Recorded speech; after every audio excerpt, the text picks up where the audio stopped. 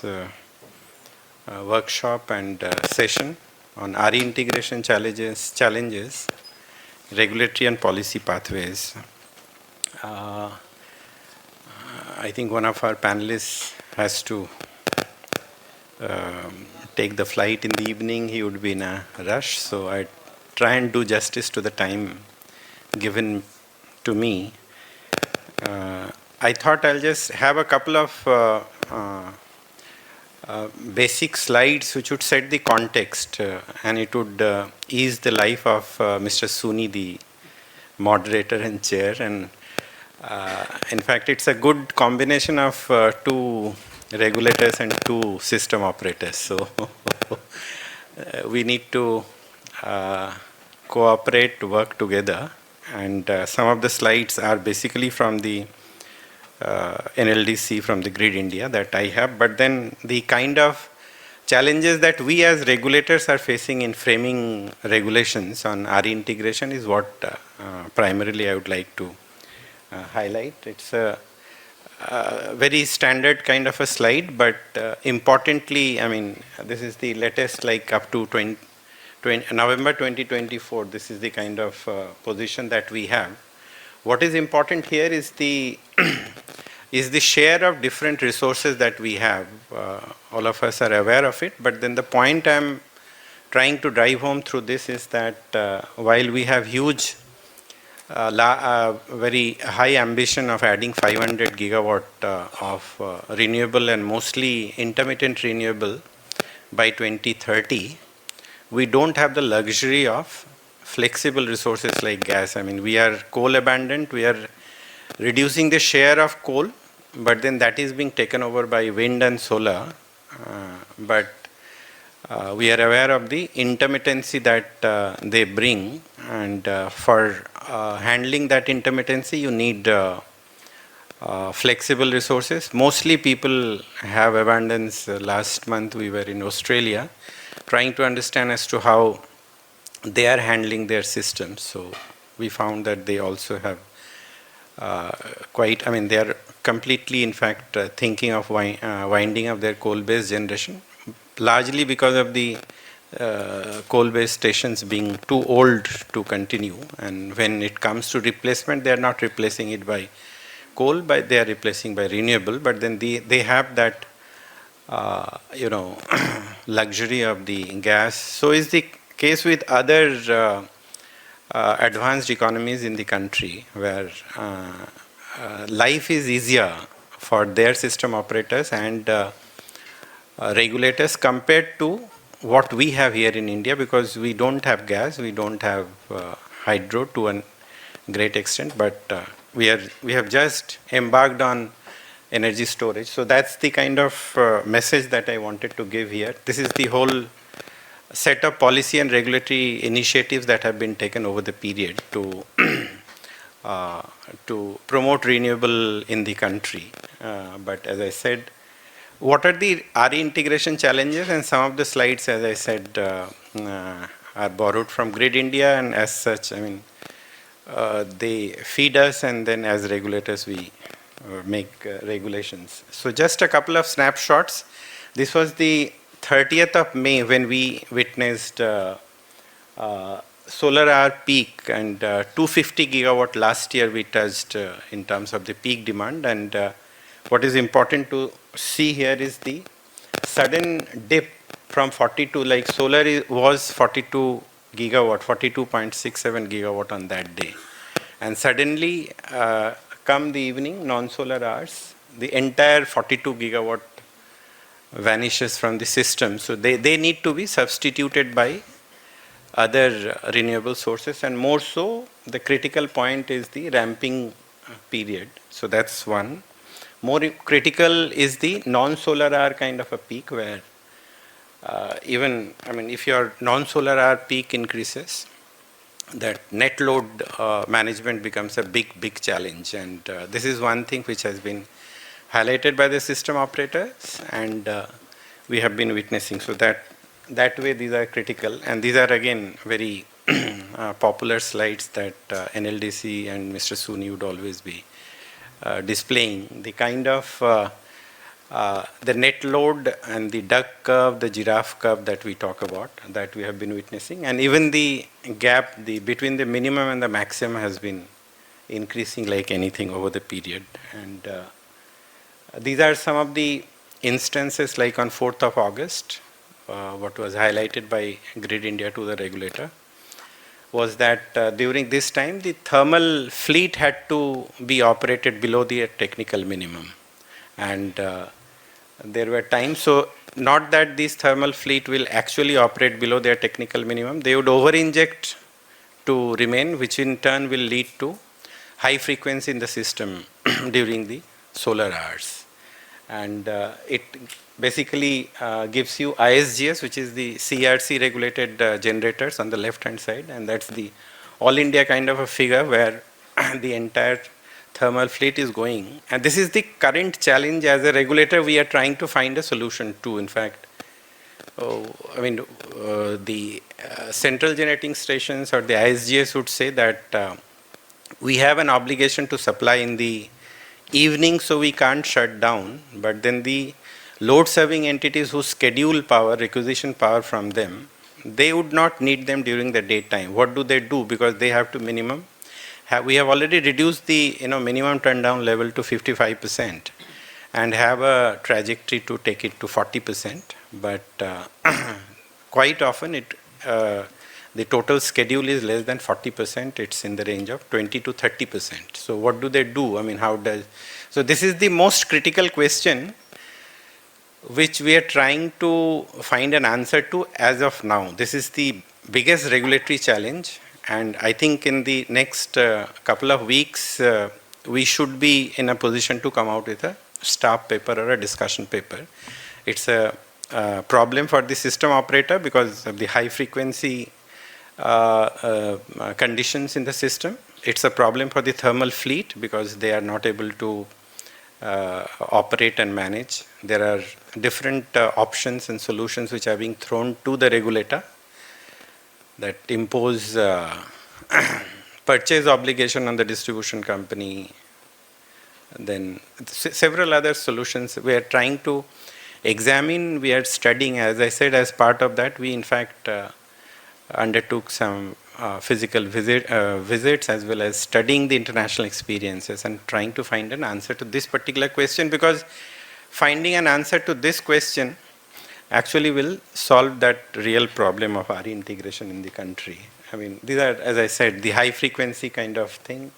The peakiest of the peak load, the way you do the contracting also needs to undergo change. This is what it shows. The peakiest of the peak is for a very short period of time. So unlike in the past where we have relied on base load coal as the primary mode of contracting with instead of segregating the contract separately for peak and off-peak. And now we are talking in terms of the peakiest of the peak. You need a separate contract for meeting the peakiest of the peak. It's not only the peak and the off-peak. This is a good slide which also, in fact, our power exchange market is too small, which is about 7%, 6 to 7%, but that is still representative. That truly captures the system operation pattern in the country. And if you see the price, market clearing price of the power exchanges, they truly reflect the demand load duration curve or the pattern that you have in the country. The worst part of it is on the non-solar hours. I mean, solar hours, this is the standard aggregate supply and demand curve intersecting each other. Any textbook would give this kind of a picture to explain you what is the mechanism of discovering the uniform market clearing price. But that does not happen, in the evening. And you have supply crunch, and so at one point of time, I mean, you don't have adequate, compared to the cell baits or about more than 3,000 megawatt in the during the daytime, you hardly have about, less than 1,000 or even 1,500 megawatt of supply side. So, but your demand, demand is enormous. It's more than 20 gigawatt. So when you have a situation like this, we have proved of a mechanism where the supply curve is vertically extrapolated to intersect the demand curve, and the price gets discovered at the peak price. This was one phenomena which happened so consistently that it, raised eyebrows in the minds of eyebrows in the political leadership. Electricity, whatever, I mean, you say, either as an academia or as a practitioner, as a regulator, it's a political economy subject. I mean, you cannot completely bereft, the electricity cannot completely be seen in isolation. So there was a big pressure that consistently the prices were touching. 20 rupees at that time was the ceiling, and regulator was forced to put a ceiling of 10 rupees. Not that the regulator was very happy imposing that. But then these are some of the things which are being seen as symptoms for us regulators to work on a market model or a design that can best address some of these things. And to be very honest, as I said, we are studying at my level. I mean, of course, I have a lot of interest in academics. We have been studying. I don't think there is any perfect model anywhere in the world. Every country is trying to experiment with one or the other model. India is rather that way quite advanced in terms of experimenting with several models at a very fast pace. And be rest assured that in 1 month's time from now, you'll again find some discussion paper on this particular issue in the website of CERC, seeking to some of the times when the MCP is touching that. Now, this was important, and this is what I said I would try to do. Without a PPT, this would not have been possible. So I thought I'll just present that to set the context, the tone of the discussion for this session. You would be aware of the initiatives, but as a regulator, I can't resist the temptation of quickly taking you through some of the initiatives that we have taken, and then a couple of things which are working on. I have already given a hint of what we are thinking of. Forecasting, scheduling, and deviation settlement was one important thing. There are international examples of a mandatory or a centralized, forecasting and scheduling. In India, we have in a way forced the renewable generators to do forecasting. There are hosts of. The idea was that you need to bring in the desired discipline, given the India's the federal nature of the country and the contracting pattern that we have, which does not go with the kind of contracting structure that you have elsewhere in the world. We had, in fact, come up with a framework of forecasting, and we have been improvising them, and there are demands, and there are, you as a regulator, you face currents and cross currents. There are distribution companies who would cry foul. They would say that, if you give them the relaxation, the brunt of that deviation will have to be borne by us. It's not only the commercial impact, both technical as well as commercial. So both have to play a role. It's not that it's only the entities other than the renewable who would contribute to maintaining grid discipline. They also have to be. So we have gradually been introducing some discipline in terms of forecasting, scheduling. Lot can be said, but as I said, there are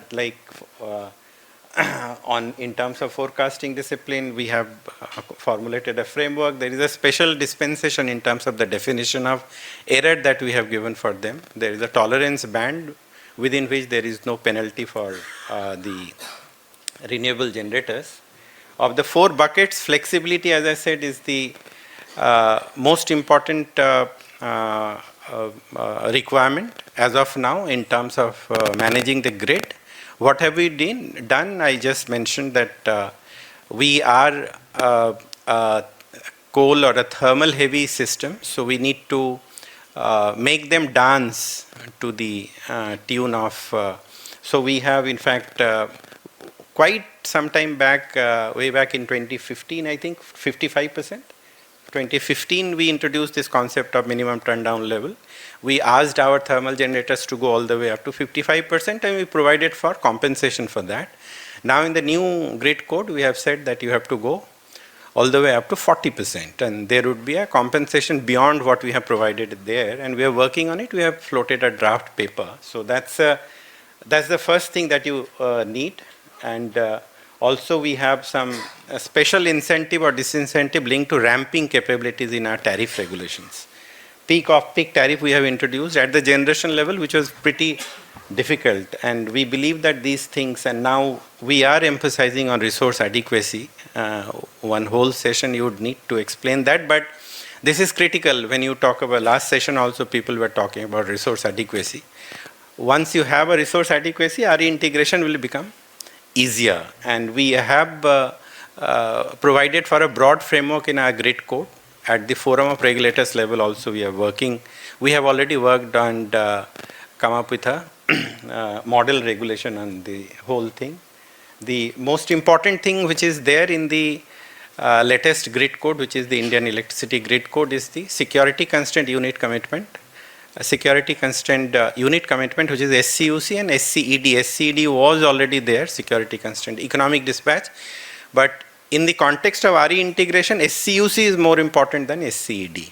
SCED is the last mile optimization, where you don't have ones and zeros, but you would need, so we introduced this SCUC, but currently in the kind of paper that we are working, we are trying to take the SCUC to the next level, which we have not possibly provided in the current framework which we have, but then this is already being used by, SCUC and the ancillary services framework that the regulator has created at the central level is already being used by the system operator to balance the system. It has a cost. There are issues about how to recover that cost and how to defray that, but this is the most critical thing in this whole thing. The third important is reserves. You need to have a framework for ancillary services and reserves. We do have the entire framework starting from primary, secondary and tertiary. We have, but then we have to go to the next level in terms of improvising. We have also given a roadmap for reserves as to at what level, what kind of Grid India would definitely highlight in terms of the pathway that they have provided. But they are critical from the regulatory standpoint point of view in terms of the thing, and ancillary and reserves, these are there. The last, as I said in the interest of time, is the enabling market framework. We can talk about, and as I said, currently we are working on a market framework, which is the way forward. But as of now, we have created, the first important thing in my opinion in terms of the market framework, we have created, GDAM, GTAM, which is separately for green market, green day-ahead market, green term-ahead market. But the most important intervention was in terms of introduction of the real-time market in 2020. In the midst of COVID, we introduced this very important concept of real-time market, which in my opinion is the platform which can go a long way in integrating in mainstreaming renewable. Because, closer to today it's 1 hour before for half an hour. If we can reduce that gate closure time from 1 hour to further, say, half an hour, the biggest beneficiary of that will be the renewable, because they can then forecast and participate instead of, depending on the kind of favors that they ask for, that deviation, you give us exemptions from deviation. They can schedule in day-ahead market and then correct their position in the real-time market.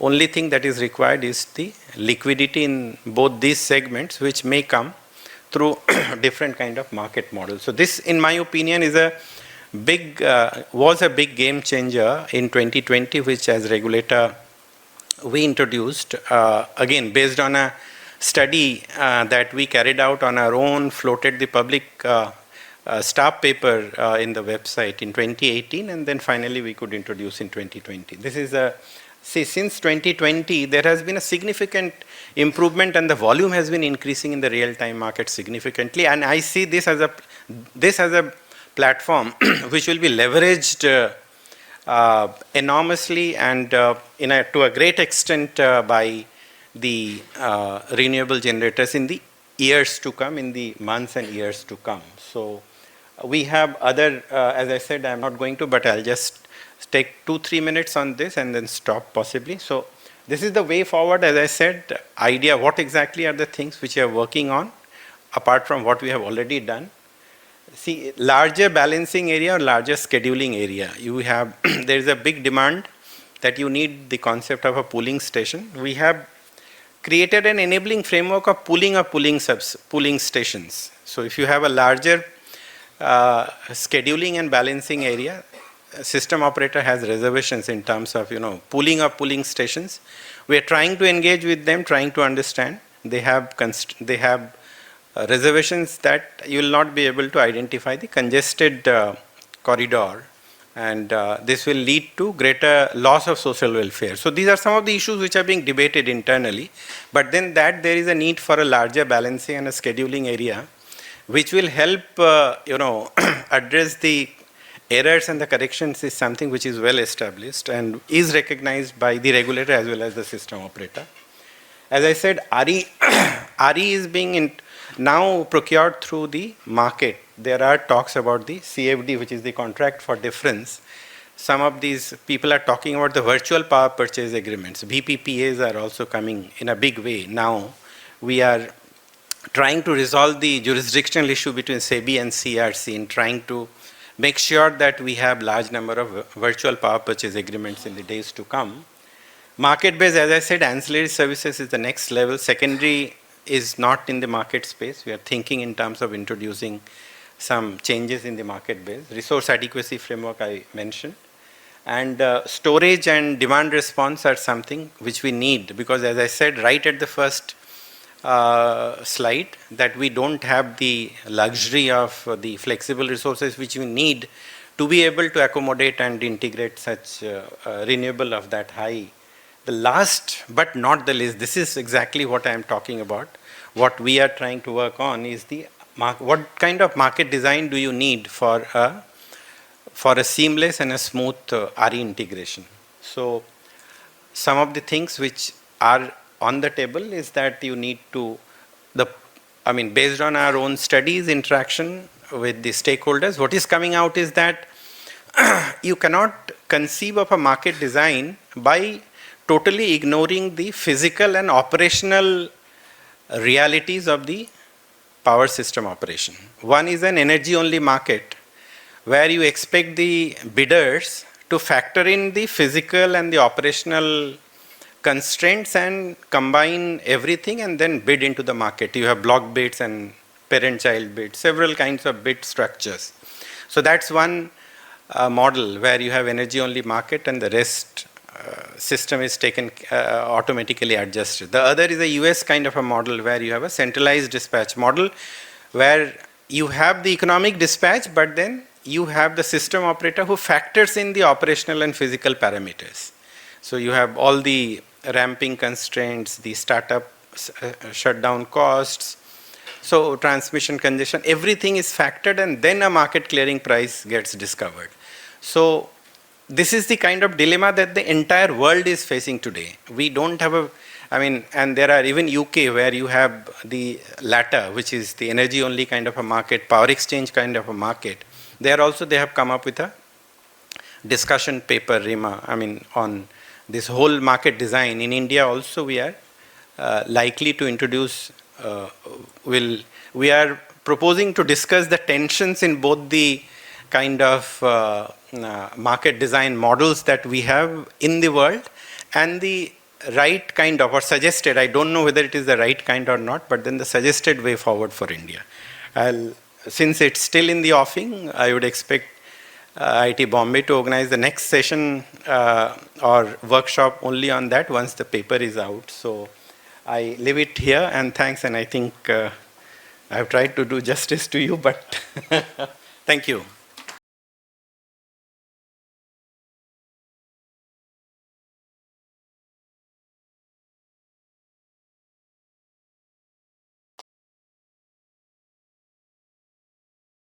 Yeah. Good afternoon, everyone. And at the outset, I would like to thank Professor Zakir, IIT Mumbai, and the team to have given me this opportunity to be here present amongst you and share my thoughts on this very, very pertinent and relevant and subject that is very important to all of us, given the RE transition, the clean energy transition that all of us are going through. I think Dr. Chatterjee has extensively covered the regulatory initiatives and made my job a lot easier, So I chose by design not to have a presentation, So try to catch your attention without a presentation. So because a lot of slides are there and many of them have been seen. And for a change, as an operator, I have been used to showing a lot of data, which incidentally has been done by the regulators. So my job is a lot easier today. So before that, before I begin, I must thank him for doing that. So now coming to the regulatory initiatives, the hardware, the software, and everything, there's a number of aspects that go into any big ticket change. So RE integration has many facets associated with it, be it the technological aspect, be the EPC aspects, then implementation standards, finally the regulations, and then the grid operation, of course, as per the regulations and the ensuring the compliance to standards. So regulatory frameworks at the end of the day facilitate the day-to-day functioning and the day-to-day operation in the grid.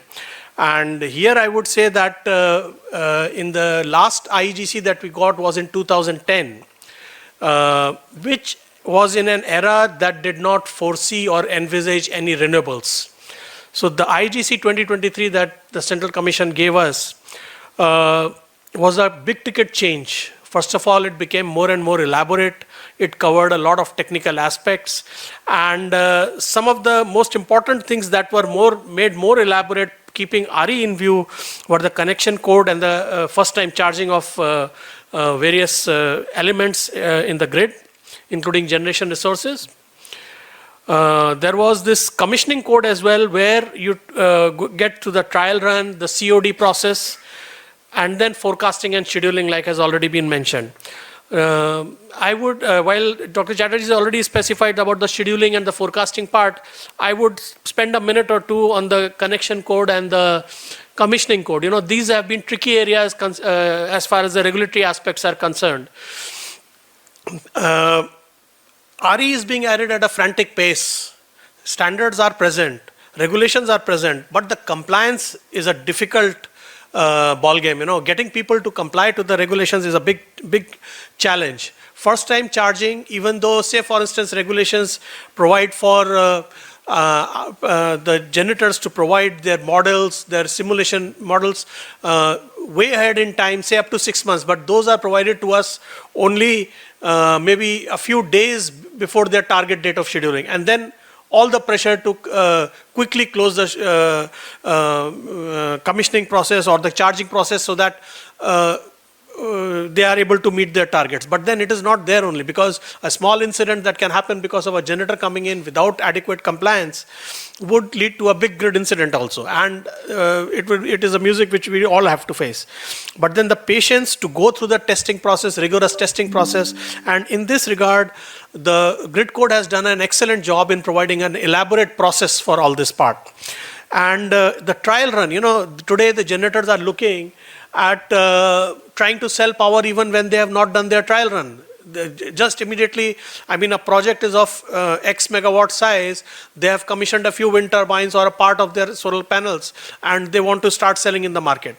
Now, the very fact that this capacity establishment process takes place when the trial run is completed, how much capacity has been integrated into the system, how much is fit and complied to the standards and is ready to be integrated, it gets established only after the trial run is completed. Now, all this takes a very emotional, political, social colors, like already mentioned that power is not a pure technical subject, it's socio-political, economical, and so many other things also. So, a lot of relaxations are being sought. So, my feeling is that bear with us, bear with the testing process. As operators, we are mandated to look into this. And it is for the larger interest and the security of the system that this must be complied with. And recently, the Commission has given an order clarifying the trial run process, when the power sale can happen, and what are the modalities, and it is fairly clear, and that has also eased out a lot of difficulties in the process. SCED was earlier being run in 2009, since 2019, when we went to the Commission and said that this is what we would like to implement. So they agreed, and the reason was that no added cost was to be incurred. I think Mr. Soonee was there at that point in time. So he was also a guide and mentor who led us through the process. And we didn't incur any additional cost while implementing the SCED, and we assured the regulator that whatever benefits are saved would be shared with the beneficiaries. So that was one positive step. This got formalized in the Grid Code 2023. SCUC is extremely important given the kind of RE penetration that we are having. Committing and decommitting units is becoming very, very important, and we need a scientific process both for commitment and decommitment. Presently, the grid code provides for commitment, but then now going forward, we have faced high frequency days when we have surplus generation, good RE resource, low demand, especially in the monsoon season. So then that's when we need to decommit units as well. And of course, flexibility is the other aspect that is associated with it. Flexibility in terms of turn down levels, going down to 40%, 55% to 40% as well, and two shifting. Here I would like to cite the example of Tamil Nadu as a state, which is an high RE penetration state. They have chosen to do two shifting of some of their older machines very successfully. Some 210 megawatt units have been doing two shifting as per their requirement, and this is a very, very forward-looking step taken by an RE-rich state. Coming to the other important regulatory intervention that has happened is the introduction of the general network access. This has given freedom and choice to schedule any contract. One day ahead, they can decide, they can have a basket of contracts, they have a freedom to choose which contract to schedule, when to schedule. A full freedom is there. You may have different durations of contracts, long duration, short duration, anything can be scheduled as per your requirement and as per your demand forecast. Here a very pertinent aspect, since I'm speaking of contracts, I would extend to touch upon that we are largely longer term oriented system, longer term contracts. We have a large proportion of long-term contracts. So these long-term contracts are presently 25 years, but going forward, do we really need this 25-year contract? How long should be long-term contract? Ideally, it should be enough to cover the risk of the generator, secure his investment part, but yet it should be short enough to provide flexibility to DISCOMs to choose other avenues also. Because we are saddled with very large quantum of long-term contracts, possibly this is also acting as a barrier to adopting new RE contracts which are there. So, but then what should be the optimal duration? That of course is a regulatory call to be taken, balancing the interests of the generators as well as the buyers. Coming to resource adequacy, I think the slide shown was very apt. I would go beyond the slide and say that on 28th of May last year, 250 gigawatt we have met in a record high in solar hours, and 234 gigawatt is the record in non-solar hours that we have met.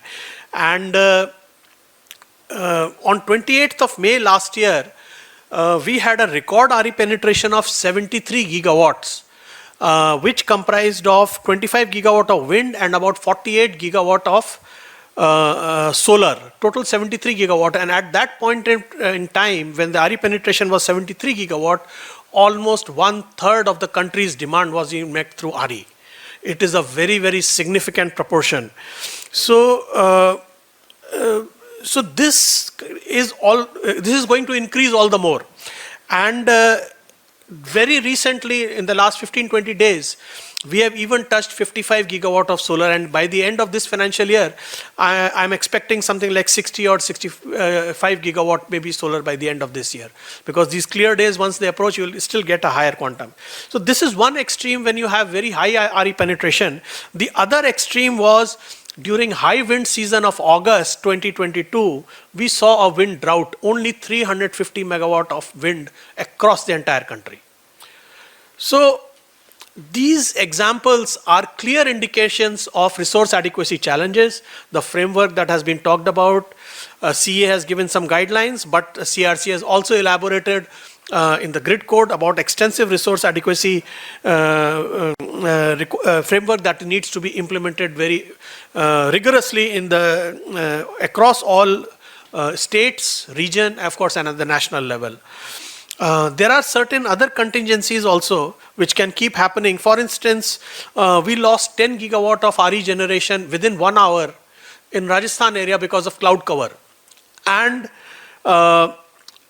there was another incident because of compliance related issues, 7 gigawatt of generation tripped in the Rajasthan area. All these kind of challenges are pointing towards the resource adequacy paradigm, which is again becoming more and more complex.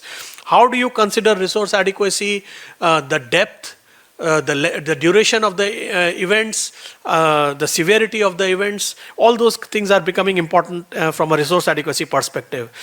Last year, 2023, we had some incidents where we lost a large quantum of hydro. So hydro at the because of low rainfall, less rainfall, and some flash floods happening, we lost 10 gigawatt of hydro in July itself. But on the whole, at the end of the year, we found we were 30% less in terms of hydro storage that we had.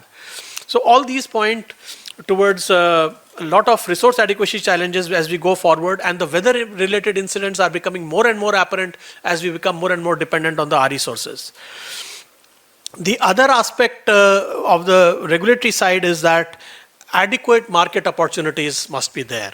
Everybody must have access to market and be able to have opportunities, different avenues, different contracts, different marketplaces to be able to procure and meet their demands or sell whatever generation they would have.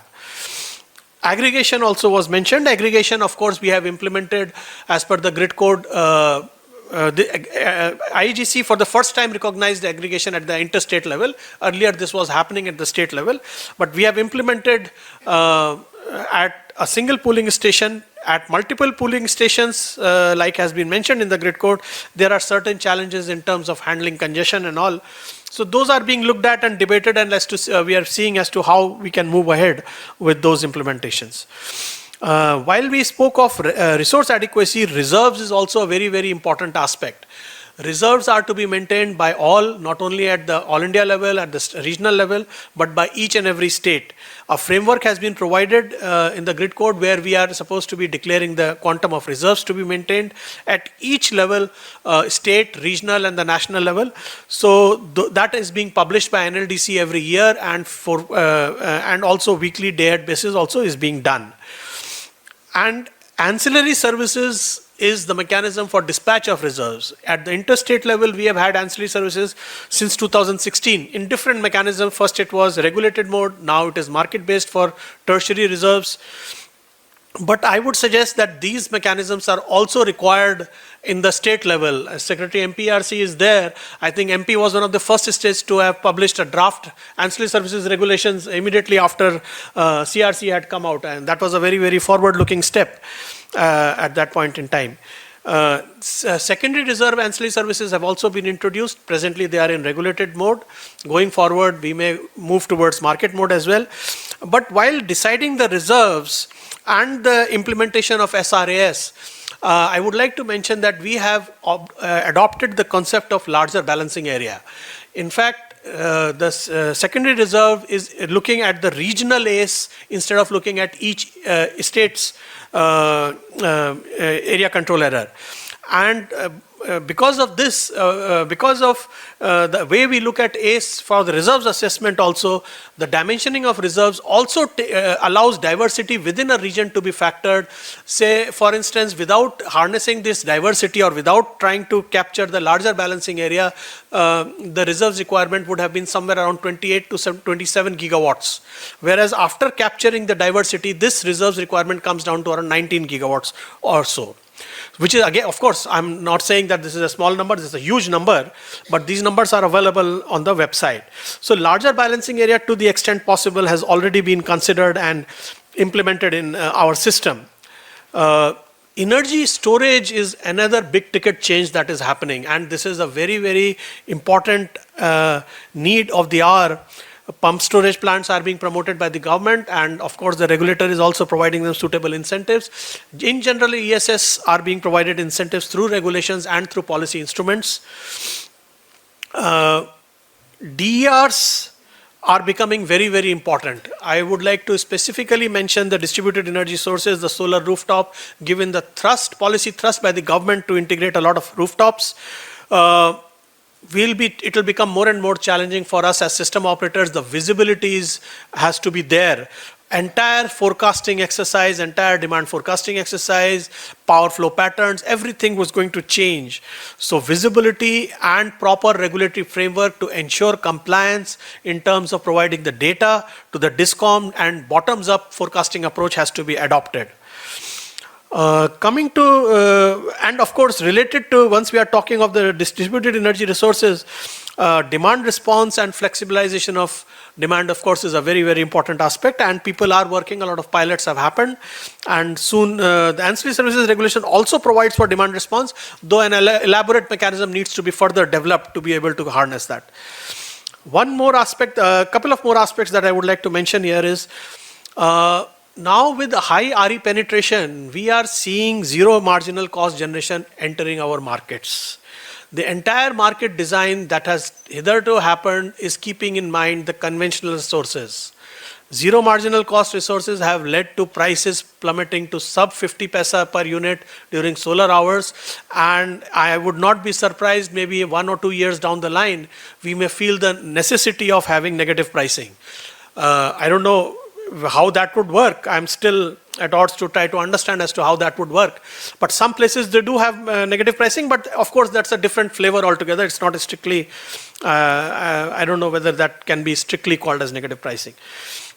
And given the RE penetration, the role of distribution system operators becomes very, very important. And a proper regulatory framework recognizing their role, their responsibilities, that has to be brought out. That is very, very important. And RE, I spoke about the resource adequacy exercise. The natural fallout is capacity market and market avenues to be able to procure the capacity that is required for this. One more development that I would like to apprise the House is about 5-minute metering and scheduling and accounting and settlement. I think we are in the process of replacing the entire meters. A decision has been taken at the National Power Committee level, and a timeline has been frozen. Over the next 2 to 3 years, 5-minute metering infrastructure would be enabled across the country, and the regulations already have enabling provisions, but then we would have to formally amend the grid code to be able to do this 5-minute metering and scheduling. Going forward with increasing RE penetration, this would again become important. Coming to regulatory intervention again under exceptional circumstances like introduction of price cap, Dr. Chatterjee also mentioned, it's a very, very sensitive subject. But my take would be that, of course, there should be an intervention in the larger public interest. That can be an intervention, but interventions cannot be or should not be in perpetuity. A mechanism to make them dynamic, to be able to make systems self-sustaining are possibly required. I think more or less what I wanted to say has been covered, and thank you for this once again for this opportunity to be able to be here and speak amongst you. Thank you very much.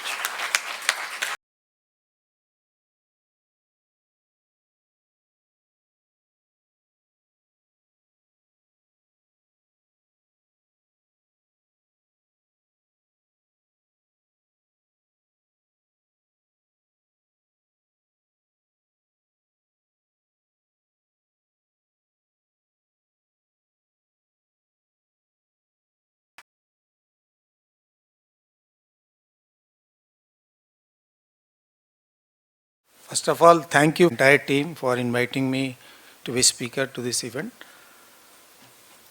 Basically, I joined the State Regulatory Commission in the year 2003, and almost I joined the Undivided Andhra Pradesh Electricity Regulatory Commission, and in the year 2014, in the state bifurcation, I was elected to Telangana State Electricity Regulatory Commission, And there were several teething issues while the State Regulatory Commission was found, like bifurcation of employees and so on. And later in the year 2022, I moved as secretary in Madhya Pradesh Electricity Regulatory Commission on deputation from Telangana ERC. So on the whole, we can say I have worked for the Andhra Pradesh, and then Telangana, and presently now Madhya Pradesh. So seeing all the challenges between the 20 years of experience, I see the biggest challenge is the protecting of interest of all the stakeholders as per the Electricity Act. Like we have to protect the generators, state government, and so many stakeholders are there. I will give you a small example. While I was in Telangana working as secretary, we have Section 108 under which the direction from the state government is there, and it is not binding on the state commission to directly follow. It may follow, it may not follow. There are options is there. It is not shall, it is may only.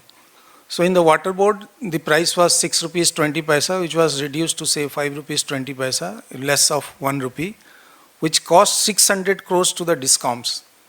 So if we, so under Section 108, we received a direction from the state government to consider the price during the COVID time only. Then subsequently, the commission has taken a decision by calling all the important stakeholders on a close down, on a shutdown scenario, and they reduced the price with a suo motu petition, which cost 600 crores to the DISCOMs. So protecting the government, one side, and another stakeholder is DISCOM. So both protecting all the stakeholders is really a challenge for the state regulator. And then in the order we gave that this 600 crores which is causing loss to the DISCOMs to collect it from the state government. And it's very difficult to collect any money from the state government. It's not so easy. They have to have a budgetary provision or any other source of means to allocate that. So the biggest challenge is protecting the stakeholders, all the stakeholders. So coming to the HR side, because I am from the IT side, so in the Madhya Pradesh we have done, we have revamped the entire website through dynamic website, and all the hearing, petitions, everything you can see online, which date is which one. And now we are moving to a project called Regulatory Analytics, in which we'll capture the parameters of resource adequacy, all transmission, all distribution standards of performance, SAFI, SAIDI, all the key KPIs are being captured, which are being monitored regularly on quarterly basis and comparison across the years. So coming to these RE challenges, the first challenge is contractual obligations of long-term contracts and the inability of financial stressed utilities to buy expensive renewable power. Backing down long-term thermal power projects from must-run status and accommodating informed power is unsustainable, both technically and physically. Second is the large amount of fluctuating renewable energy in the grid is a serious technical challenge for grid managers to ensure smooth operations of the grid. The next challenge is installing the transmission, however, is a challenge over land use changes, environmental damage, decreased property values or health concerns, and negotiating the balance between new transmission projects and the potential conflicts that arise often requires political leadership. Next is major drawback with respect to solar and wind energy is their intermittence and unpredictability, which makes them less reliable. Moreover, wind speeds can be too low to support a wind turbine, making it a location-specific resource. And RE integration creates challenges for both a plant operator and a system operator perspective also. Second is conventional generation plants may need to back down to their minimum generation levels.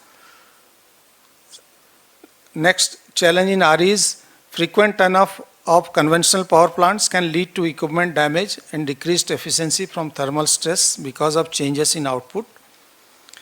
The biggest constant of RE integration is the limited ability of operators to back down coal generation due to a variety of technical and economic reasons. Transmission level solar power plants provide real-time generation data to power system operators, whereas distributed solar plants do not.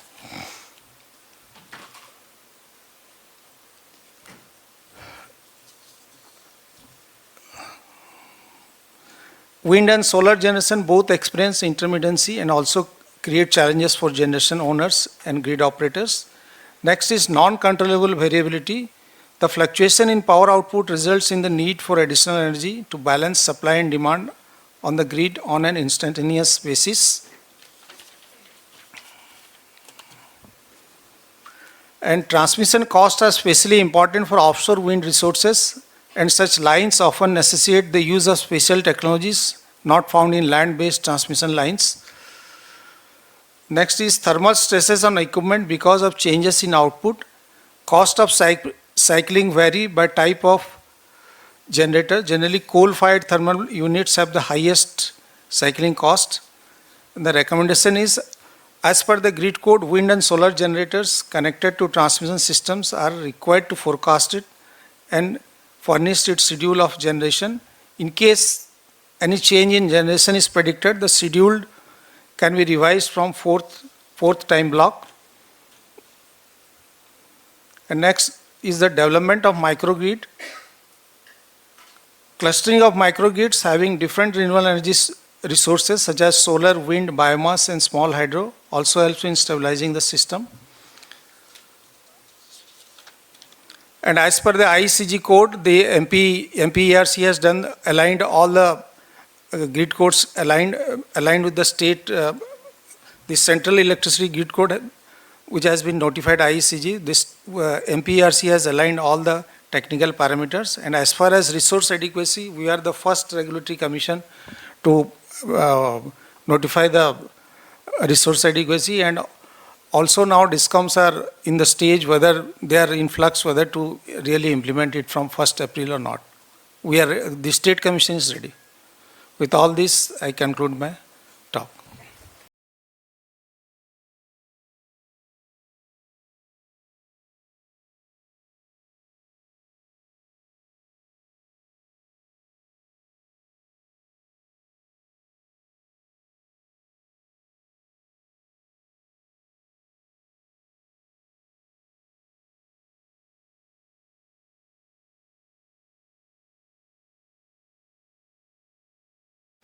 Good evening, everyone. Thank you, Achilles, for such a generous introduction. And thank you, Pandaji, Samir, and Dr. Chatterjee for doing excellent time management. So I assure organizers that we will sharp close at 16:30. And the other assurance which I want to give is that I will give enough time to the participants to raise questions. And following the trend, I am also not making any presentation. Now, see, no presentation and such stalwarts have already spoken, so what should I speak is my dilemma now. Okay?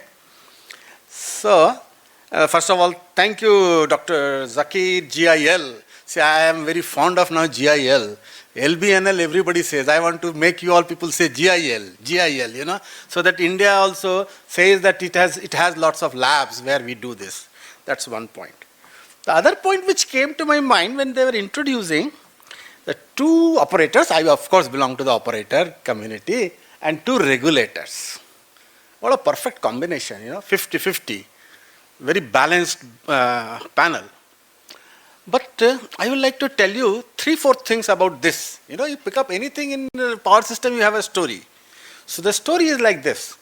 I met many operators, 15 country operators, somewhere in 2004-05. And then, of course, many regulators. The net substance of that was something like this.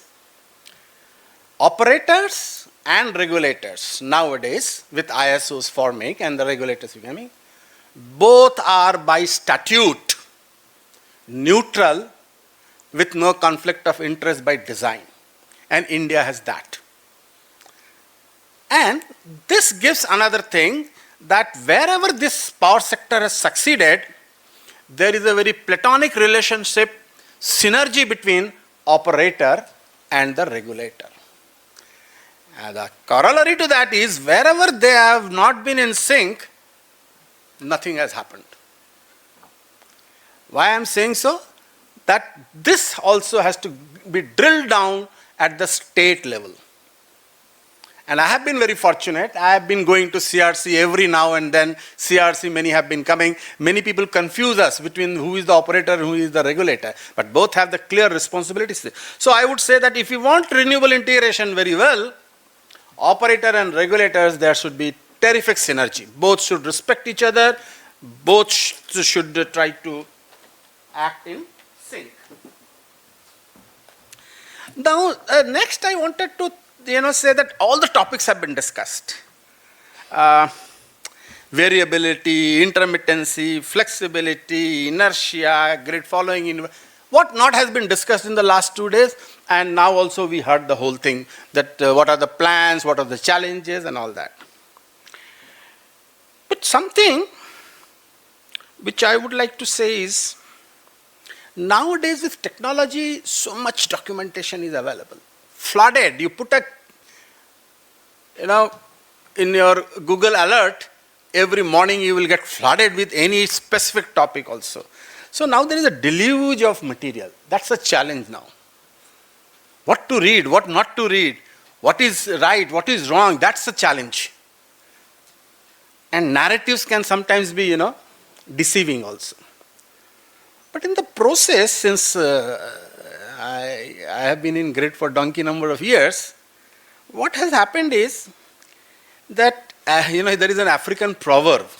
As long as lion cannot write a story, the hunter will only say his things, So because the renewables is not able to say anything, and all the operators are here, we will keep saying that, oh, renewable is giving problem, renewable, I killed the lion, like that, So I will act on the other side of it.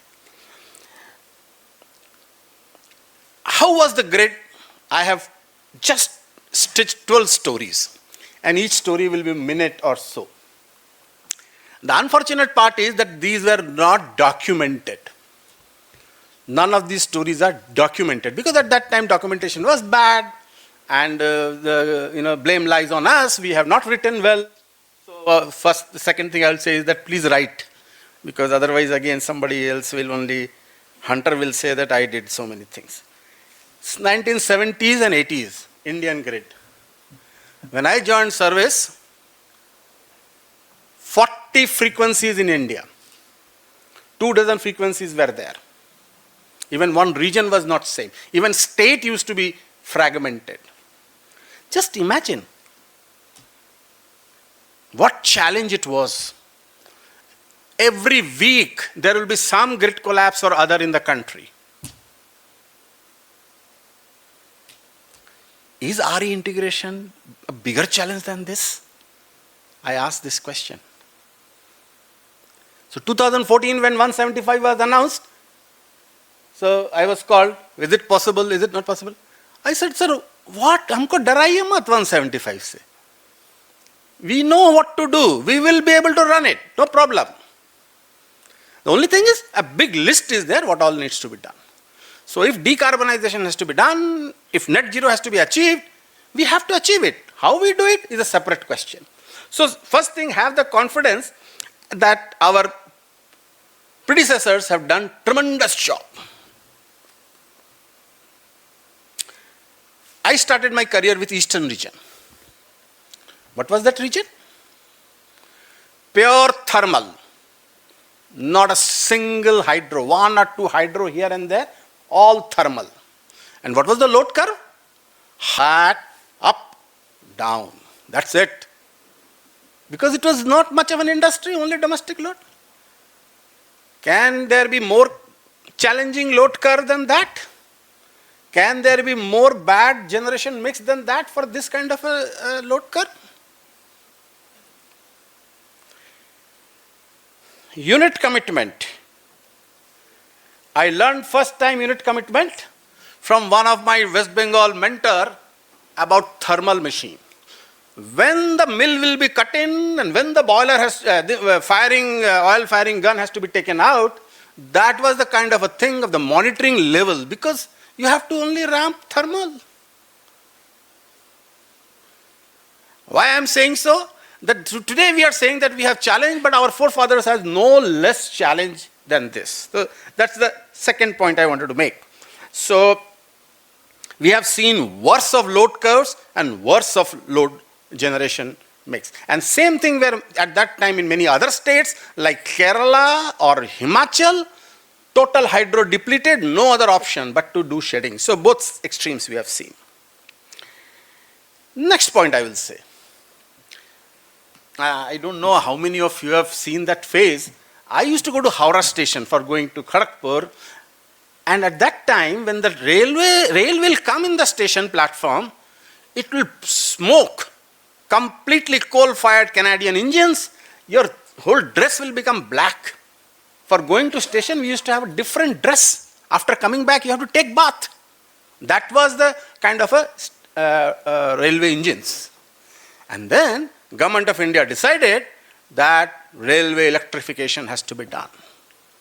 All the railway electrification started, and in my bachelor's days we used to have a traction as a subject. I think nowadays it is not there. So what is the traction? Traction is the most hostile load one can think of. First of all, it is two-phase load. It's a notching. The engine starts, full load. Engine stops, full zero. Now there is a regenerative braking. It can bring back. Negative sequence, terrific negative sequence because of the railway traction. Machines, thermal machines used to complain. Scott transformers. Voltage problem of terrific in DVC area when coal goods wagon with electric engine has to go. So the point I am making is that at that time, handling traction load was a trick by itself. We used to remember all the sectional engineers, phases, how the engine will go from this point to that point and other things. So technology will keep changing. Today we feel that renewable is it, tomorrow maybe something more will come. But I still, when I recollect, I feel that the toughest part was integrating railway traction. And railway traction also you don't know when the load will come. Suddenly something is there, it will stop and again it will start. And at present, in India there are 10,000 locomotives running. It will go to 15,000 locomotives. And it's a moving load. It's not at one place. Now what all we used to do because of that? Voltage is a problem, terrific voltage problem. So we used to have synchronous condensers. In Howrah, in Andul, we used to have 3 into 20 MVR synchronous condensers which were hydrogen cooled. Rourkela had synchronous condensers, 2 into 12.5 ready rancor. Jaipur had synchronous condensers. So the point I am making is synchronous condenser is not something new. We knew about it and again we have to do about it. One more point there. When railways have to move, so 2 lines. In fact, from Calcutta, because I was in eastern region, Calcutta 3 lines. Calcutta to Delhi, Calcutta to Mumbai, Calcutta to Chennai. 3 lines, okay? And the electrification is going on. Now railway is crossing one state to another state. And at that point of time, the traction supply has to be given. That state network has not come up to that point. And that was the time when interstate lines were planned by Government of India. That was the origin of interstate lines. Joda, Kendaposi, Rourkela, Goelkar. I remember all the 132 kV lines which were purely for traction. And then government decided that we have to have transmission. And they declared transmission as a decade of transmission. I remember very vividly in 1980. But I don't find any document where it says that transmission is... And that was the time when interstate lines were built and then power grid came much later. So lesson number 4th or 5th is, if you want all such kind of things, interconnect. That's how we could build the all India grid like this. Hydropower. Hydropower was a very precious resource. You go to Tamil Nadu, you go to Kerala, even one drop they will not like to waste. So hydro has been always very precious resource. We got to again think of that. And now I will come to pump storage. If you read the history of Purulia pump storage and Tehri pump storage, when they were thought through and decided that we should have it, there was no renewable. But still, engineers with economics background, the policymakers, they thought that we will not be able to integrate this kind of a load unless we bring in pump storage. What justification used to be given, what kind of studies used to be done, and today now we have a Purulia running and Tehri is about to come up. So the pump storage story it's a renaissance of pump storage. Another reason why pump storage came, I will share all those stories I have collected. Pump storage came because in France nuclear reactors came.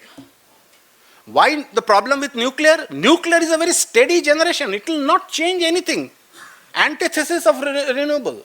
Now if generation has to remain steady of nuclear and load is changing, then how to accommodate that? That is why the pump storage were brought in.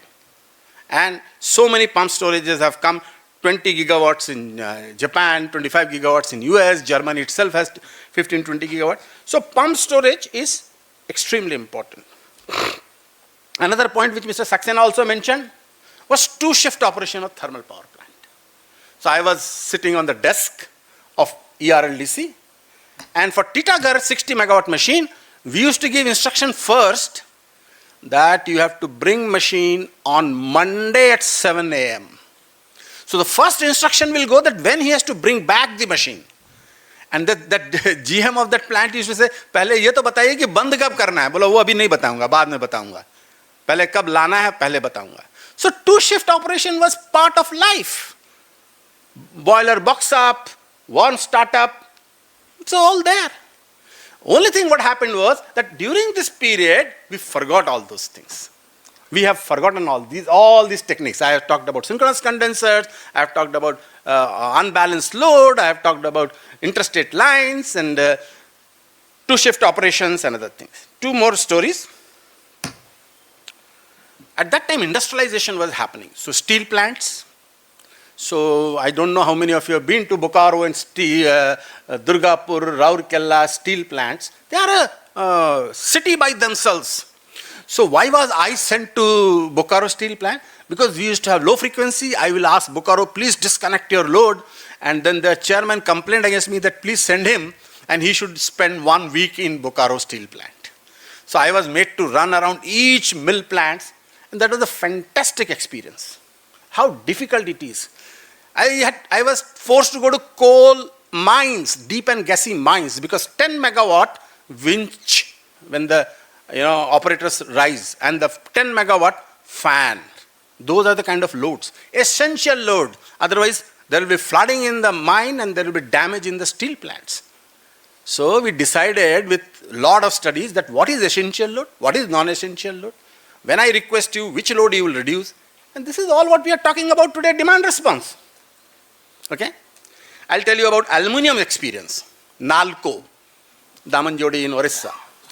Nalco has got a back pressure turbines. Nalco load was more than Bihar. And when Nalco aluminum ladder will be tilted, they have to inform everybody, and we will talk with all the load dispatcher that now there will be a sudden jerk in the grid. And that is how the Nalco was gradually stabilized. So integrating Nalco is still to me a big challenge other than traction and steel plants. So with all this, what we thought, that without load we cannot manage the grid. Shortages. Chief Minister Jyoti Babu called and said, no shedding. You cannot do shedding. Now you cannot do shedding. And Shankar Sen was the power minister. He said, Soonee, nothing. And he was himself an engineer. And whole day he said, find out something. You cannot do load shedding. You have only thermal. Yes, that's why engineers are there. So we called all the industries, one by one. And series of meetings with them. That can you shift your load in the night? They said, sir, no transport. Ladies can't come. Canteen is an issue. And each one was solved and load was shifted. That's how the industry was shifted. The result of this was that in our OCC, instead of Operation Coordination Committee meeting, instead of only generation coming up, we started calling all the loads also in the thing. The lesson I want to convey, make load part of your equation. You got to discuss with the load because they are the one who will decide how to do things. So there are lots of stories to tell about it. Economics. Damodar Valley Corporation, engineers of a very high order, they used to have slide rules and floating tables for equal lambda criteria for economic dispatch. Today we are talking about SCED and SCUC. They knew, and the operator will keep track of every mill of every machine. So one machine was 6 subsets, 6 mills. And then he has to do also economics through that. Telemetry, data, everything was measured in current. And still I had an operator, an engineer, who used to say, what is this megawatt MVR? No. Wire only understands current, and you must see current. I still recollect how nice were their concepts. Ladies and gentlemen, let me stop here. I had long list of stories to share, but unfortunately we have not documented it. And I take full responsibility for this, but at least you people should document all these things, because quite possible that 30 years down the line, there will be a different technology coming up, and then you will say, we used to have conference for renewable integration challenges. Thank you very much.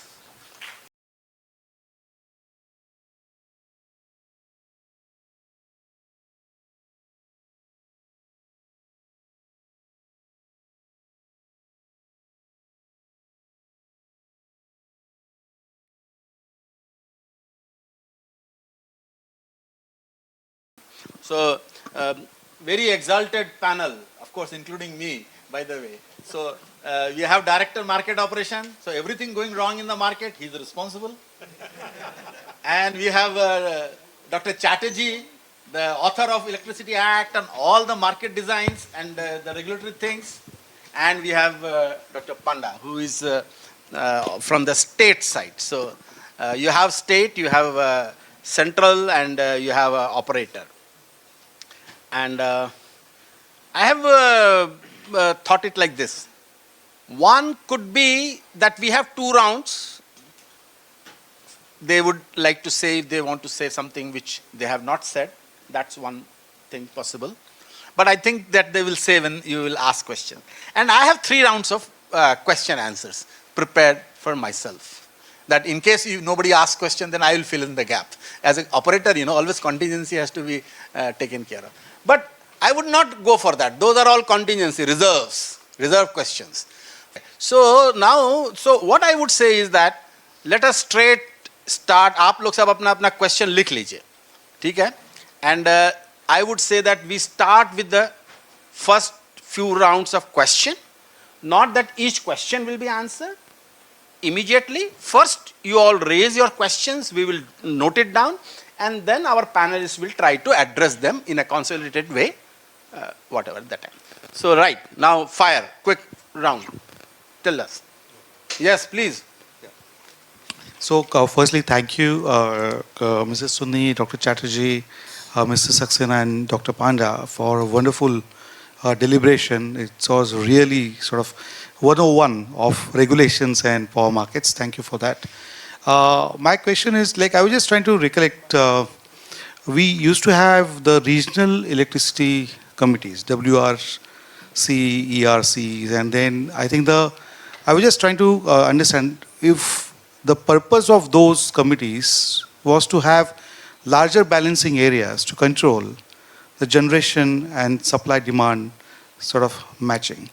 And after the entire country sort of got into one grid, I think the purpose of those regional committees was sort of diminished. But I'm just wondering, as the new market rules are also talking about larger balancing area, is there any kind of learning from the past, especially from the regional committees, that one can bring into the current context? Thank you so much. Thank you. So your question is the purpose of Regional Power Committee. Is it still relevant or not? That's the kind of a precise question. Yes, the answer is very, very focused, but first let us have all the questions first. Yes. Yeah, hi. And please also quickly introduce you. I know Mr. Mahesh Patankar. Sorry, Yes. Mahesh Patankar, Yes. MPN Systems. Thank you. Yes, please. Hi, good afternoon, everyone. This is Yes. Saket from PS Collective. My question is the relation between innovations at the bottom level, like pilots, and we saw in the afternoon session innovations by say BSES and Tata Power, and so the relation between innovation and regulation.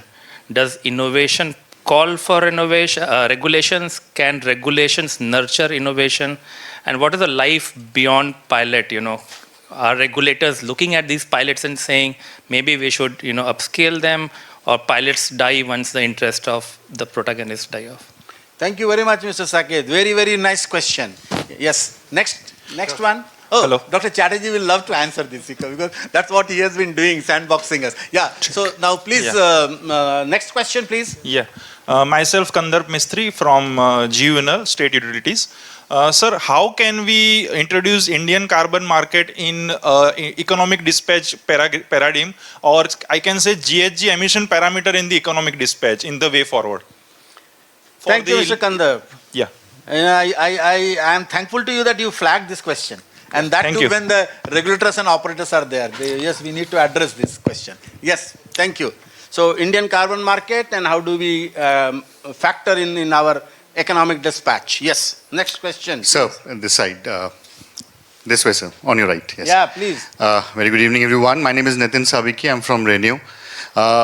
Just a quick question on, given the successful precedence of system operator managing the SCED, and they've demonstrated that a market can be managed by a system operator at a national level, do we think it's the right time we start thinking about forecasting and scheduling also, maybe forecasting to be given to the to the central transmission utilities or Grid India at a national level and not being left to the developers? So that's one question I wanted to have your views on. Thank you. So division of responsibility and jurisdiction issues as far as the forecasting is concerned, learning from SCED. Yeah, okay. Yes, please, next. Yeah, Arpan from Tata Power. So I want to thank you all for wonderful presentation. And one question is, are we planning for green RTM? So RTM is still not day ahead and green day ahead is there, but green RTM, I think you can think about it. Yes. Other than that, RTM gate closer, Chatterjee sir has rightly touched upon that point. So it's a need of an hour to reduce that gate closer timing. So how you will proceed and what will be the timelines for introducing that how optimization of gate closer? Right, So, thank you. that So green RTM and gate closer reduction time. Yes, next question please. Hello. Yeah, Yes. I'm Narendra Tare from Siemens Limited. My From? question is... Just a moment, from where? Siemens Limited. Oh, Siemens, yes, yes. Yeah. So my question is, most of the OEMs are talking about digitalization and all, and the utilities are getting connected with their substations and the data which they are generating. Are we seeing any future that this data will be utilized by regulatory bodies, or what is the thing which can happen with the use of this data? Thank you, Mr. Narendra. Yes, data. Hello. Yes. Next, yes. So this side, right side. Hi, my name is Parth. I'm startup founder. I'm working on energy storage side of thing, based on cryogenics. And sir also told the stories about the history of electrical in India. I just want to ask that how the corruption factor is involved, and how as a startup founder, will I face the same, or what? Just your thoughts. Thank you. Actually, only keyword I could catch was corruption. Nothing else. Please, what was the question? Kindly.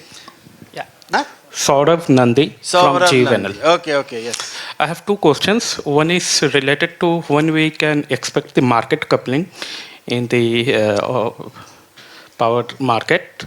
And second one is there is a storage is going to be the next decade's game changer.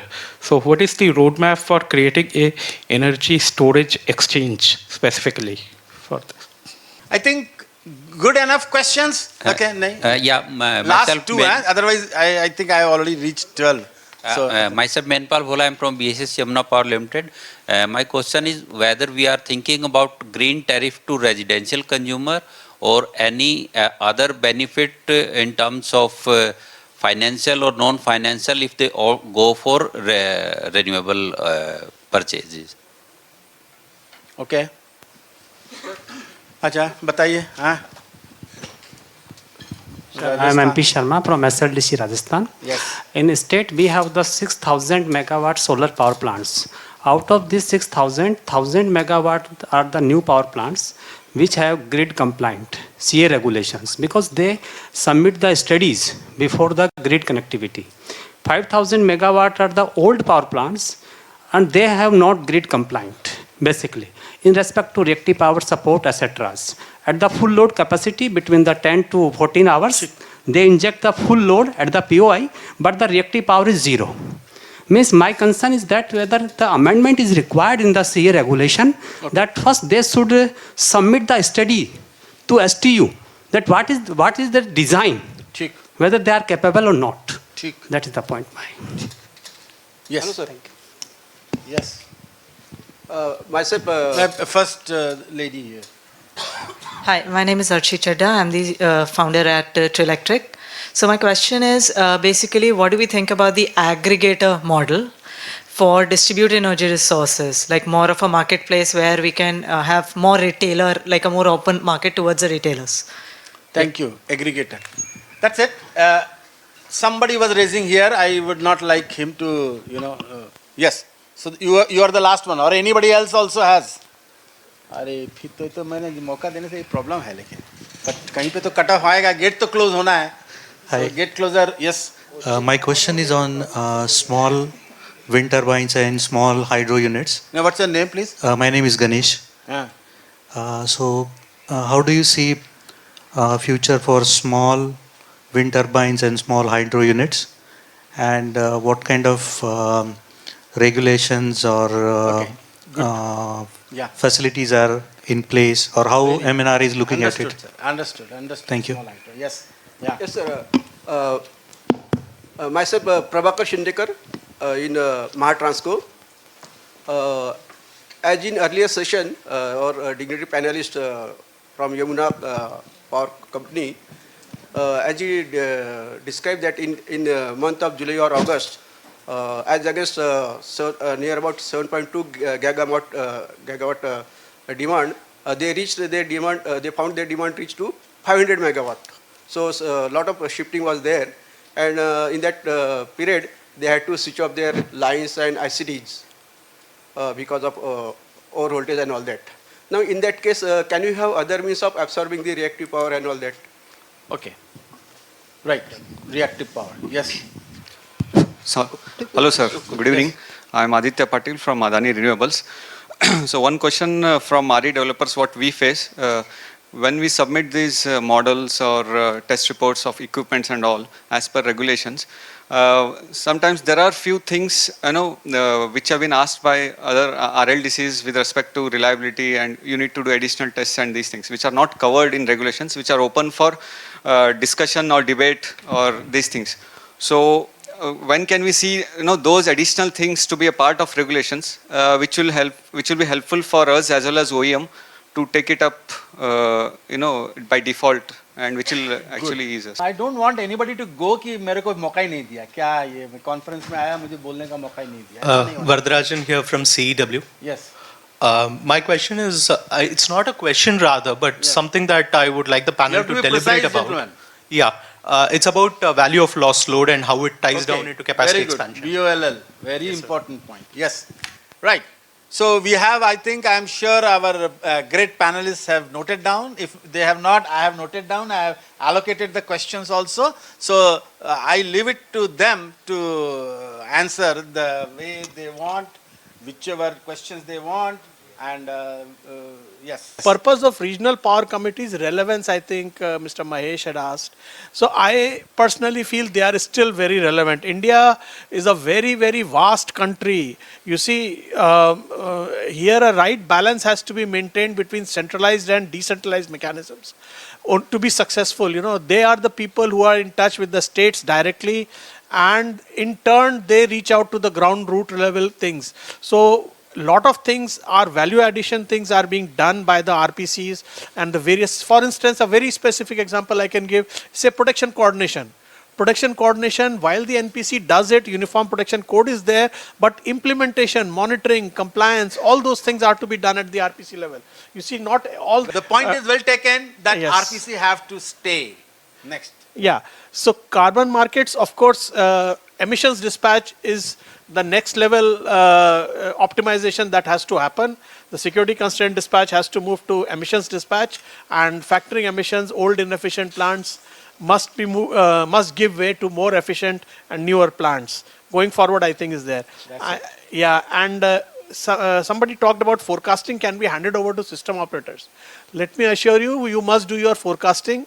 As each generator, system operators will do the forecasting from a resource adequacy, from a grid security standpoint. They will not do forecasting to take care of your commercial interests. You take care of your own interests, please do your own forecasts. Green RTM and reduction of gate closure. Green RTM, I mean, going forward, RTM is a very, very important tool, as I already mentioned in our initial remarks. We are already having enough green segments, but of course, green RTM would give an opportunity closer to time, but splitting further fragmentation, how it helps or does not help needs to be seen.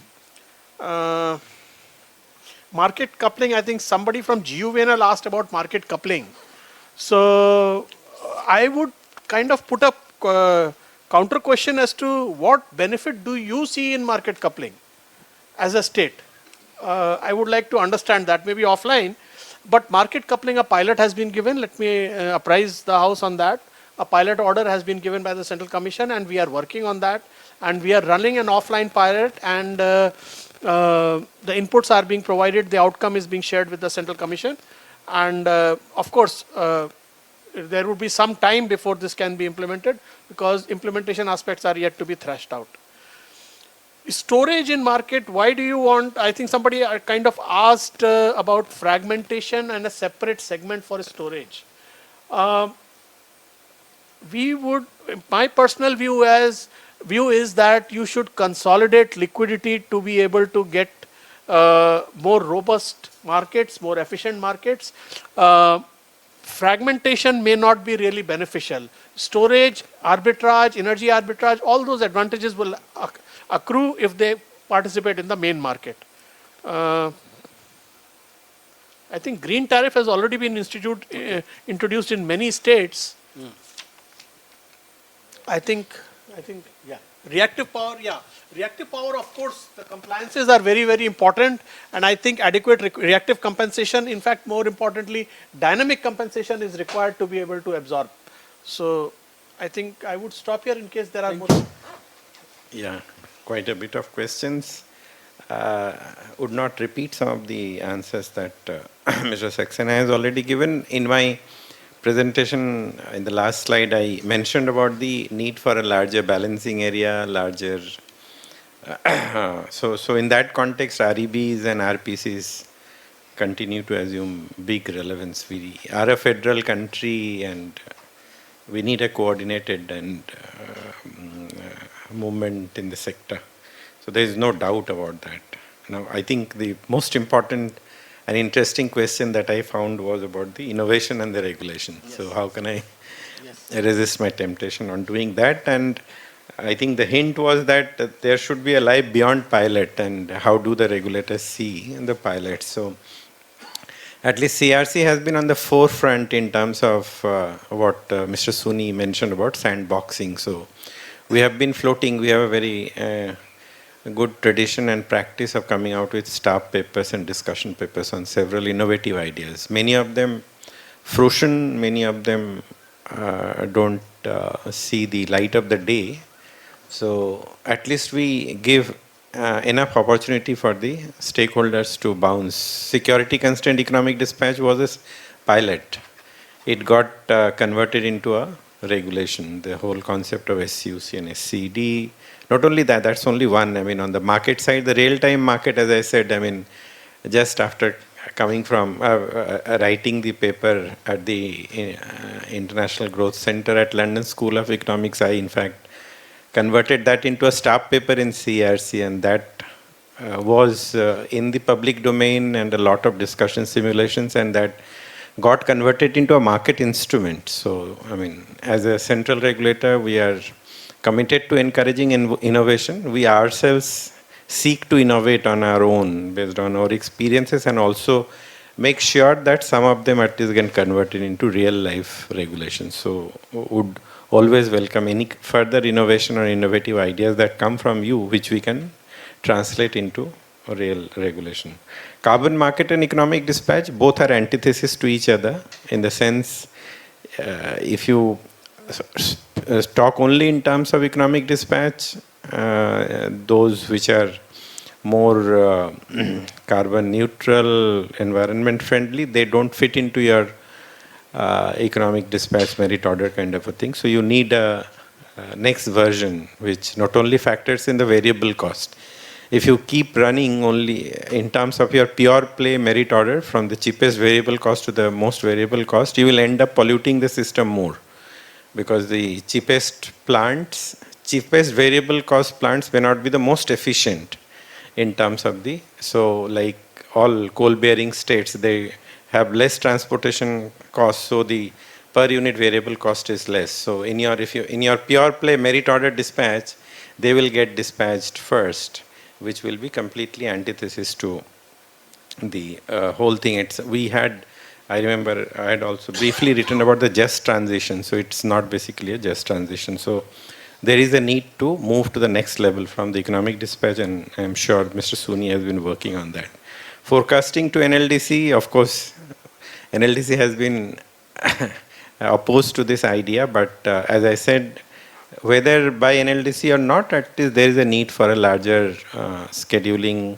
Aggregator concept is something which is really required. We have introduced the concept of pooling, and if we are able to do pooling of pooling stations, that would solve the problem instead of requiring the NLDC to do that. Green RTM, let's not take what Mr. Saxena say as official statement, because last week itself one petition has been filed by the IEX seeking to introduce green RTM, and NLDC has been impleaded as a respondent to give official. So maybe so we have already admitted the petition and invited comment, asked them to invite comments. So green real-time market is something which is which may be in the offing, and RTM gate closure reduction, that is one point which I hinted, that if you can really reduce the RTM gate closure, you will do a big service to RE integration, because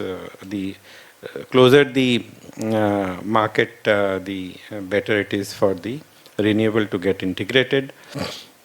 Market coupling, of course, digitalization, data. I mean, of course, this is one area where we have not really, to be very honest, worked extensively. There has been demand, especially from Mr. Soonee, on a model regulation or a regulation on data. Data is something which is key, and we need to really work more, and would be happy to get some ideas about what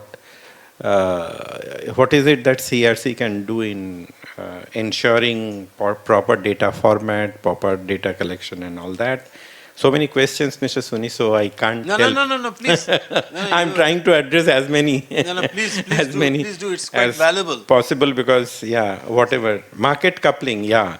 So market coupling, we have already, I would not ask a counter question. We have already provided for an enabling framework in our power market regulation.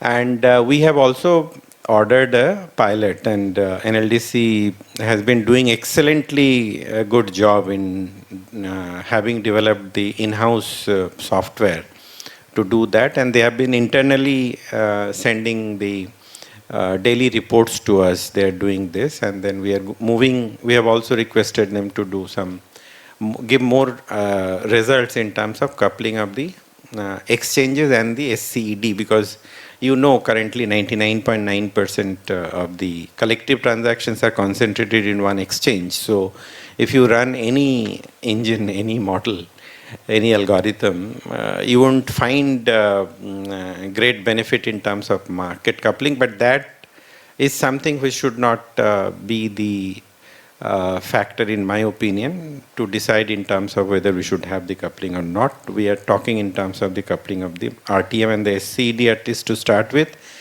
We are eagerly waiting for some more results to come from the NLDC before we take a final decision at the CERC level. So that's the official position of the Central Commission. Roadmap for energy storage, not energy storage exchange, is what I'd like to, as Mr. Saxena rightly mentioned. Too much of segmentation. If you are at all hinting at a separate segment for storage, I am also per se not in favor of that. Storage prices are crashing. And best thing, you know, for any kind of, even for renewables and other zero marginal cost generators also, is to find its place in the normal market, because you have price fluctuations. So arbitrage is something which you should take. I mean, that's the fundamental design issue about the market. Don't get into too much of segmentation is my personal view. May not. Green tariff for industries have been introduced by several state commissions, and we have a report on that. Aggregator for retailers, I don't know. I mean, the lady that side talked about, are you talking in terms of the retail sale competition, or is it aggregator for the demand response? So demand response. This is something which is really the next level of intervention. In fact, we have commissioned a study on the demand response, and where we are seeking to explore the business models beyond the dynamic tariff and the time of use tariff, because demand response is something which can be immediately activated through tariff design tweaks. If you have the dynamic pricing, it will automatically encourage your, but then beyond that, can we have an aggregator? I mean, we are looking for a business model beyond the DISCOM, where the aggregators can pool together so some of the pilots have been done in some parts of the country, and we are trying to collate and gather information and experience from elsewhere in the world as well. And we are keen to, because we have already created a space for demand response in our ancillary services space. So demand response can provide capacity value, you know. It's not the energy, that it's capacity. So you can contract, and you have the capacity mechanisms in place in elsewhere in the world. And UK, we were looking at the UK experience. UK's recent capacity auctions have yielded demand response as the major player in terms of providing the capacities.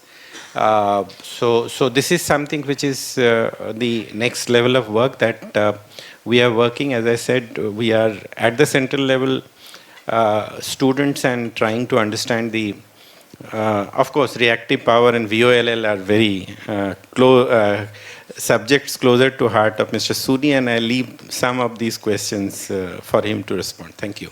Thank you so much. Thank you so much. Panda sir.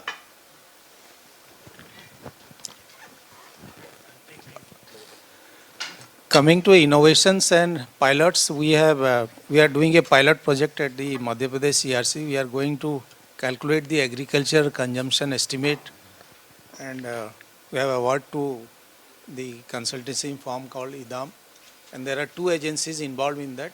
One agency will do the consultancy project. So the agriculture consumption for dynamic patterns, a pilot project has been awarded to IDAM Consultancy Services. And ASCII is the survey partner, and it's a 9-month project we have already awarded.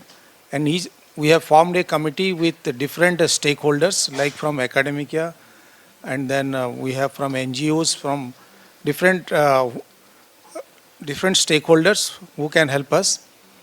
And every month we are having either online or offline meeting to get the progress report.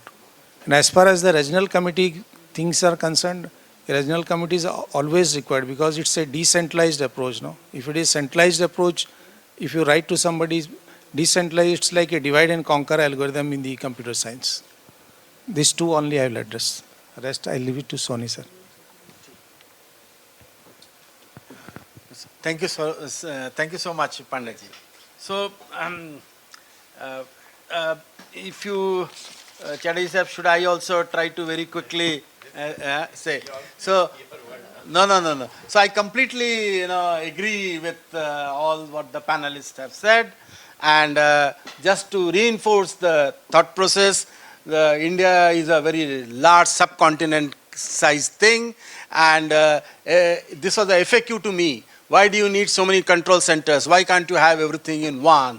And I have lots of examples to give that it should not be done. There is so much work to be done. So RPC will continue. They will have bigger roles. That's the point. Innovation and regulation. Yes, standardization and innovation. There is a conflict somewhere, and that's what the regulators do. And I am very happy that both State Commission and Central Commission, you come up with a proposal and they will give you a pilot. And then you work, and then if you can show, so sandbox is a very standard thing. SCD, as he said, is an example.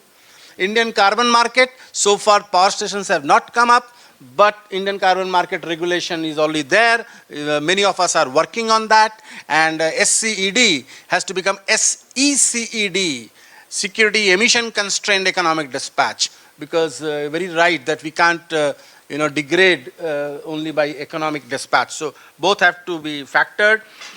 And in the morning we heard that we can't even retire plants also. We have to live with them, so use them sparingly with economic dispatch. Forecasting to NLDC, completely agree that it is not one person doing forecasting. Forecasting for commercial purpose, forecasting for security purpose, forecasting at an aggregated level, all these things have to go on because each has its own role. Let nobody absolve himself of the responsibility. Everybody has to be given some kind of a responsibility. And that is the beauty of Indian power system. If one state misses, others, RLDC will pick up and say that you are not doing something. And that is not there in many, many countries. So we should not, we should realize the strength of this country and have that. Green RTM, I also feel that I don't know, since the petition has come, let's see how it goes. But I will vote against it because too much fragmentation of market is, there is no liquidity. So we have seen many products come, but they don't go through. But gate closure, certainly I fully endorse Dr. Chatterjee's suggestion that we should reduce gate closure time and use technology and make it faster. And in my view, it's doable. Digitalization and future use, absolutely essential. And there is no point in shying away, in admitting that we are too slow compared to all other countries. Our data, our digitalization is, I would say, still at a 101 level. The kind of thing which has happened in the market and the system, we must. On the corruption question also, yes, if there is a power market, there will be market power, and if there is so much at stake, the behavioral side is there, but then there are checks and balances, and you see many judicial orders on that. Market coupling, very rightly said, we have to consolidate. We need one price in the market. All arbitrages have to be reduced. So market coupling of all kinds is advisable, not between only exchanges, between SCED and exchange, between SCEDs of different states. And I have a query separate, which Mr. Saxena left, but I should have. Green tariff, again, too many products is a problem. That's all I would say. And on this question by Sharma ji from SLDC Rajasthan, that 5 gigawatt is non-compliant. See, any time when you change the rule, there would be some existing incumbent ones who will not be complying. That does not mean that we will not change rules. Rules have to be taken care of, and the transition has to be handled. So these are very well-known things, but you must realize that if we have to change, some people would be there in some position which has to be accommodated. But for that, our future should not be spoiled. Aggregator, we very much need it. QCA and other things, but we also need aggregator and capacity market. Certainly as UK, even PJM, all the capacity auction, if you see, demand response comes out to be the first one. That's very important. Mr. Jalis also asked about small wind and small hydro. I think that's also very important. But that goes to MNRE jurisdiction, but I don't know about the regulations on that side. I am also quite concerned with it. Dr. Chatterjee will respond to that if you want to respond to that. We also at CRC, we don't have the mandate, but Yes. then we have evolved model regulations through the Yes. Forum of Regulators. FOR has. FOR Yeah, has. FOR I missed that. Yes, I had read that. Sorry. Yes, it is there. So you must see the regulators are quite live to this. Reactive power, lot of work to be done, and dynamic reactive power. And dynamic reactive power comes from IBRs, from machines and other things. And what is not covered in regulation has to be, regulations are not written on stones. They are, amenable to changes provided we go to the regulator and tell them that this is the kind of a change. So, in fact, we say that before the ink dries on one regulation, another regulation comes up. It is so difficult to keep track of the regulation in the country. VOLL. Yes, actually FOR does a fantastic job. If you go through its website, it's a treasure trove worth reading.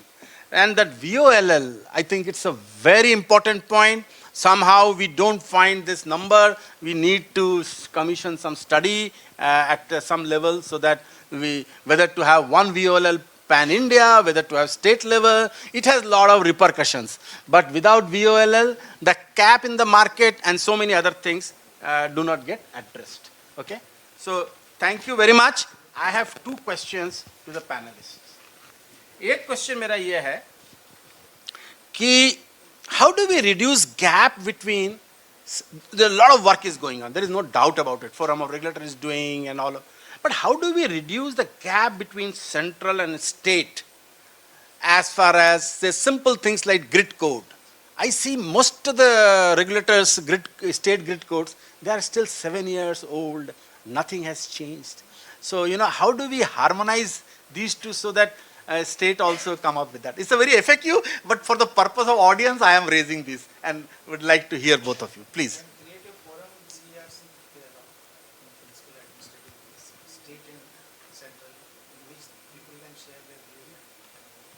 Yeah, I mean, but the question is that, some states totally lagging, some states going ahead. It's a challenge. Chatterjee sir, you would like to answer this? I know very difficult question. The questions are easy to ask, but yeah.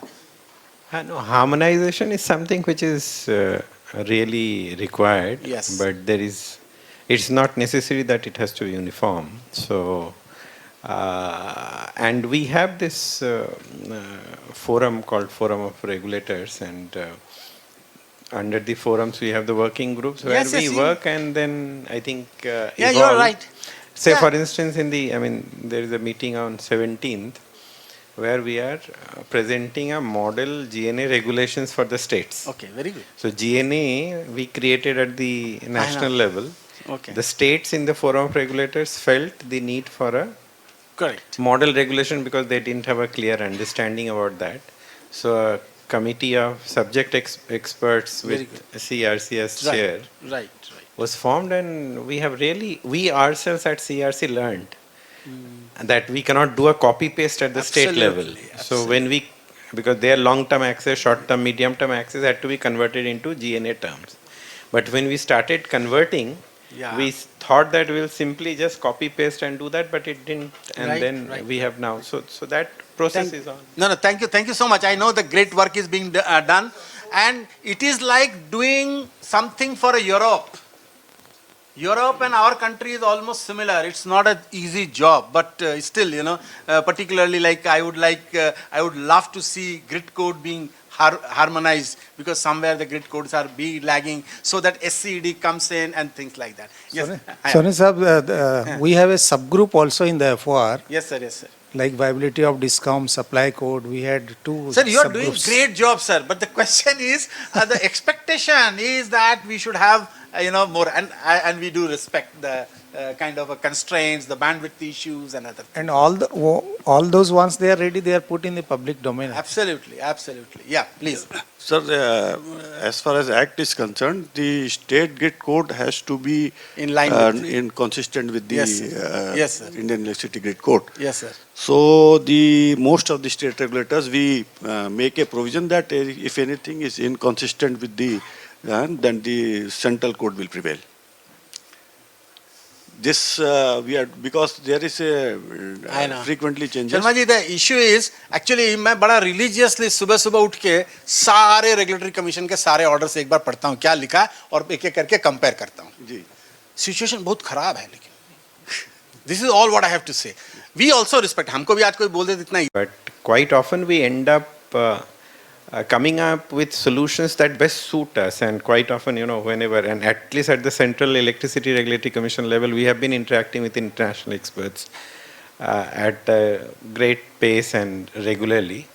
But often, when they and several donor agencies come forward and they extend support and assistance to us, and the only message that we give them, that only on table you bring the international experiences, don't preach us and sermon us and give us the way forward from your side, because we are competent to understand and in fact in this whole process, given this confidence that we have been coming out with solutions, we have been making mistakes, improving and do that, and I think it's time, even this RE integration challenge, this is something which is so unique to our country, given the contracting structure and the market design that we have, which is unique in the world. We don't have this historical 25-year-long coal-based contracts elsewhere in the world, which they have to dish away with. So we are finding our own solutions, and I think all of us together should be proud in the fact that we are debating, coming up with our solutions which best suit us, and we should take pride in that. Thank you. Very well summarized, I think. Thank you so much.